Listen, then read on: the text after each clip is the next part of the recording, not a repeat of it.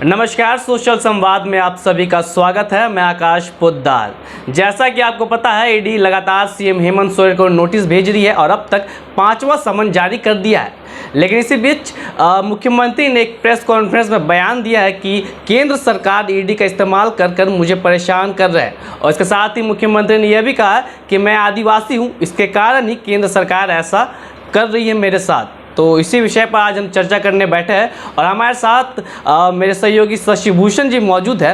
आइए इस विषय पर हम बात करते हैं। सर, क्या लगता है जो मुख्यमंत्री हेमंत सोरेन ने बयान दिया है कि केंद्र सरकार जानबूझकर ईडी के द्वारा मुझे परेशान कर दी है और मैं आदिवासी हूं इसलिए ऐसा कर दिया, तो सर ऐसा क्यों कहा मुख्यमंत्री ने?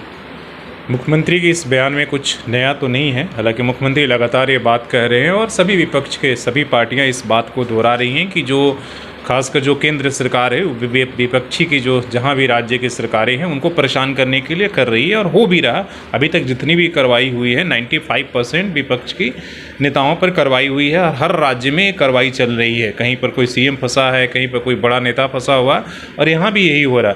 लेकिन मुख्यमंत्री की जो बात है, जो कल उन्होंने कैबिनेट के बैठक के बाद जब उनसे किया गया, तो उन्होंने ये कहा कि देखिए ये कुछ चीज़ों को अपने हित साधने के लिए कर रहे हैं।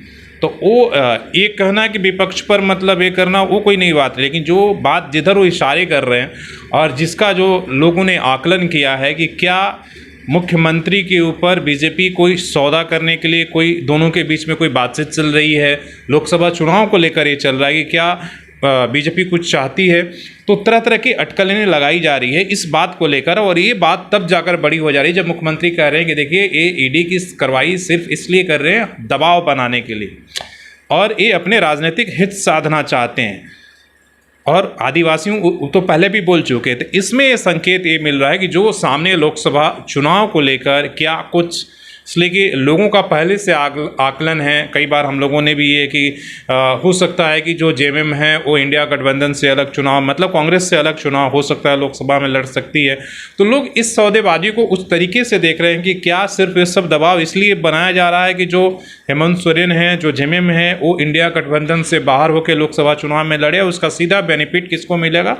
वो बीजेपी को मिलेगा। इसलिए कि बीजेपी चाहती है कि उसे 14 से 14 सीटें यहाँ पर झारखंड में मिल जाए, इसलिए कि बाकी जगहों पर जहाँ भी उसका नुकसान होने का आसार है खासकर, तो वो चाहती है कि उन सीटों की हम कमी को कहाँ पूरा करें, उसको झारखंड, उत्तर प्रदेश जैसी जगहों पर वो पूरी इस तरह की पॉलिसी बना रही है। इसकी चर्चा लगातार हो रही है, जिसमें हमने खबर सबने किया था कि भाई 150 से अधिक सांसदों के टिकट कटेंगे, चेहरे बदले जाएंगे, जो 2 बार 3 बार रिपीट हो गया उससे एंटी इंकम्बेंसी बनने से बचने के लिए उन सांसदों की जगह नए चेहरे को तलाशे जाएंगे। ये तमाम सभी फार्मूला चल रहा है। तो अब यहाँ पर ये संभावना ज़्यादा प्रबल हो गई है कि क्या इस तरह की कोई बात चल रही है, इसलिए कि आप देखिए कि 5वें समन जारी हो गया है। अब 5वें समन में भी मुख्यमंत्री नहीं जाते हैं, 6ठा भी नहीं हुआ। अब उनका हाई कोर्ट का हो सकता है कि कार्रवाई के बाद जो है आगे कुछ ये होगा। तो ये सारी चीज़ें हो रहा है कि अगर 5वें समन के बाद भी कोई कार्रवाई नहीं हो रही, सिर्फ समन खेला जा रहा है, तो मतलब क्या ये सिर्फ दबाव बनाने के लिए, ये डराने के लिए कि आप जो अगर हमारी बात नहीं मानेंगे तो हम आपके साथ इस तरीके से करेंगे। और मुख्यमंत्री का इशारा कहीं ना कहीं उसी ओर है, आप ये देखिए। और उसमें कहीं कोई दो रहा है, जिस तरह का बीजेपी का पॉलिसी रहा है, टेंडेंसी रहा है इस तरह के दबाव बनाने का कि अगर आप हमारे साथ नहीं है। महाराष्ट्र में आप देखिए ईडी का दर्द दिखाकर पूरा का पूरा सरकार उन्होंने अपने साथ ले लिया। वो सारे उदाहरण मुख्यमंत्री ने दिया है ऐसी बातों को। तो वो बात उस तरफ इंगित हो रहा है कि अगर आप हमारी बातों को नहीं मानेंगे तो ये सारा खेल उसलिए खेला जा रहा है। और आज मुख्यमंत्री दिल्ली गए हैं, आज उन्हें गृह मंत्री के साथ बैठक है। हालांकि वो नक्सल प्रभावित राज्यों को लेकर बैठक है उसमें, लेकिन उनसे भी मुलाकात होगी, क्या अलग से मुलाकात होगी, क्या कुछ बातें होगी, तरह तरह के अटकलें चल रही हैं। और आप मान के चलिए किसी भी संभावना से आप इनकार नहीं कर सकते हैं कि आने और ये लोकसभा को लेकर क्या कुछ होगा। अगर आप मान के चलिए कि अगर जेएमएम लोकसभा चुनाव में कांग्रेस से अलग होकर लड़ती है और ईडी की कार्रवाई वहीं रुक जाती है, तो आप मान के चलिए कि कहीं ना कहीं ये दबाव की राजनीति है और दोनों दलों के बीच में केंद्र के नेतृत्व और यहाँ पर राज्य के नेतृत्व के साथ कोई ना कोई इस तरह की बातचीत हो चुकी है। ये टेंडेंसी लगातार दिखाया गया है, एक है, तो उसे इनकार नहीं किया जा सकता। और मुख्यमंत्री के बयान को उसी आधार पर रहा कि मुख्यमंत्री ने बोला है इस बात को, तो उसके लिए उन्हें एक तरीके से कहा जाएगा कि वो जो उन बातों को हो सकता है कि मुख्यमंत्री उन बातों पर एग्री नहीं है, नहीं तैयार है या नहीं चाहते हैं, इसलिए वो जो है धन्यवाद की पात्र है कि कम से कम वो आकर अपनी बातें इस तरीके से बेबाकी से रख रहे हैं, लोगों के सामने रख रहे हैं। बाकी तो आने वाला वक्त बताएगा। और एक सवाल रहेगा सर, जिस तरह आप झारखंड में देखें कि जो महागठबंधन है जेएमएम और कांग्रेस का, तो दोनों में बड़ा चल रहा है कि लोकसभा चुनाव में हम बड़े रहेंगे, और कांग्रेस कह रहा है कि हम, और कुछ दिन पहले ही इरफान अंसारी का एक बयान भी आया था कि मुख्यमंत्री हेमंत सोरेन को लोकसभा चुनाव में बड़ा दिल दिखाना होगा, क्योंकि विधानसभा में जितने सीट आप ले लीजिए लेकिन लोकसभा में बड़ा दिल दिखाना होगा, और जो भी मजबूत अभी जेएमएम हुई है वो कांग्रेस के बदौलत ही हुई। तो क्या इस बीच जो बयानबाजी चल रही है, क्या मतलब क्या संकेत दे रहे सर?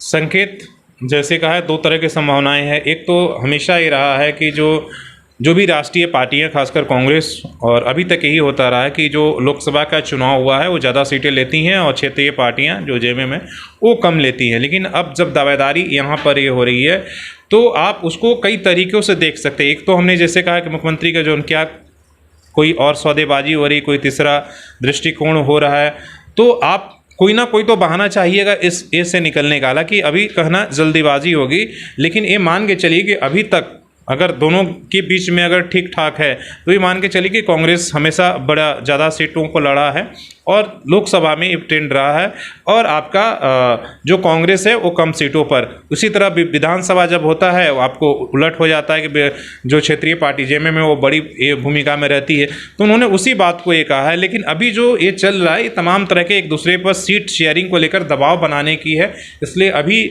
इन तमाम चीज़ों को नहीं कर सकते। मेन जो है आपका निशाना आप उधर बीजेपी की तरफ है, इसलिए कि बीजेपी कांग्रेस के नहीं, लेकिन कांग्रेस के साथ जितने भी दल हैं, जितने भी क्षेत्रीय पार्टियां जन जन राज्यों में हैं, उनका जो है नज़र उनके ऊपर है कि उनको कैसे अपने साथ लाया जाए। अगर जिसको अपने साथ नहीं लाया जा सकते हैं तो कांग्रेस और गठबंधन से अलग कर दिया जाए, उस रणनीति पर काम कर रही है।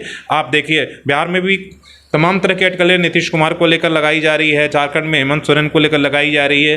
तो ये सारी संभावनाएं हैं और हर जगह है कि जो कांग्रेस के अगर मतलब साथ है उनको या तो अपने साथ लाया जाए। अब क्या है कि आसू पहले से यहाँ पर है, तो वहाँ उस आसू पहले से क्षेत्रीय दल बीजेपी के साथ है और पहले से रही है, तो उसमें जेएमएम एंट्री नहीं कर सकती है। तो क्या कर सकता है, संभावना ये बन सकता है कांग्रेस से अलग कर दो। तो अभी ये तमाम तरह की बातें चल रही हैं और आने वाले वक्त में आपको पता चलेगा। इसलिए जैसे जैसे चुनाव आएगा, खासकर ये 3 प्रदेश जो अभी चुनाव होने हैं 3 राज्यों के, खास मध्य प्रदेश, राजस्थान और छत्तीसगढ़, इसके बाद आपको पूरा रंग देखने को मिलेगा और जोड़ तोड़ करके क्या लोकसभा के लिए क्या बिसात बिछाई जा रही है। अभी सिर्फ माहौल बनाया जा रहा है, तब तक आप देखिएगा कोई कार्रवाई नहीं होने वाली है, कोई कुछ नहीं होने वाला, तब तक सिर्फ माहौल बनाया जाएगा। और एक आखिरी सवाल होगा सर, जैसा कि कुछ देर पहले ही अपडेट हाईकोर्ट से आया है कि जो अगली जो सुनवाई होने वाली है वो 11 अक्टूबर को होगी, तो इसी बीच क्या ईडी कुछ अगला कदम उठाएगी या कुछ? स्पष्ट है कि अब 11 अक्टूबर को जो कोर्ट निर्देश देगा उसके बाद ही ये होगा, या हो सकता है अगला डेट। इसलिए अभी तो सिर्फ हमने कहा कि या तो डेट आगे बढ़ाया जा रहा है या समय केवल ये किया जा रहा है। मेन खेल चुनाव के, जो विधानसभा चुनाव के रिजल्ट आएंगे उसके बाद ही कुछ होने वाला है। अभी सिर्फ ये आपको इस तरह से समय और डेट इसके बीच में आपको ये देखने को मिलेगा। अभी कुछ हासिल होने वाला नहीं है। जो देखेगा, अगर कार्रवाई करना भी होगा तो आपको दिसंबर के रिजल्ट के बाद ही 3 प्रदेशों के, इसके बाद ही आपको देखने को मिलेगा। फिलहाल कई तरह की संभावनाएं बन रही हैं और हम आपको अपडेट करते रहेंगे, बताते रहेंगे, और आप किस किस तरीके से क्या हो रहा है आप उसका आनंद लीजिए। धन्यवाद। तो ऐसी अपडेट के लिए सोशल संवाद के साथ जुड़ रहे हैं, तब तक के लिए देखते रहे सोशल संवाद। मैं आकाश पोद्दार अपने सहयोगी शशि भूषण के साथ। जय हिंद।